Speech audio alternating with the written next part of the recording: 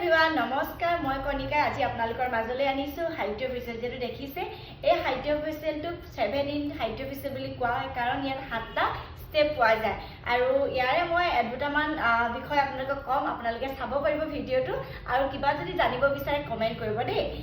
first দেখিছে ইয়া LED mask এখন এলইডি মাস্ক বুলি কোৱা হয় আৰু এই এলইডি মাস্কখনৰ আমাৰ স্কিনৰ বেলেগ বেলেগ ধৰণৰ স্কিনত কাম কৰে কাৰণ ইয়াৰ লাইটিং থাকে কেবাটা ধৰণৰ ৰেড ব্লু ইয়েলো অৰেঞ্জ কেবা ধৰণৰ ইয়াৰ লাইটিং পোৱা যায় আৰু সেই স্কিনত গৈ ই কাম কৰে নেক্সট আহিলে আপোনাৰ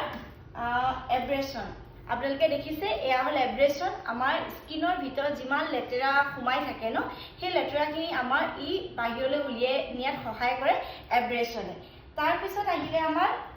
RF মানে ৰেডিও ফ্ৰিকুৱেন্সি কাম হৈছে আমাৰ যদি স্কিনত ফাইন লাইনছ আহে বা ৰিংকলছ খুব বেছি হয় ন ই কম কৰাত সহায় কৰে ৰেডিও ফ্ৰিকুৱেন্সি তাৰ পিছত আহিলে আল্ট্ৰাছনিক মেচিন আল্ট্ৰাছনিকে কি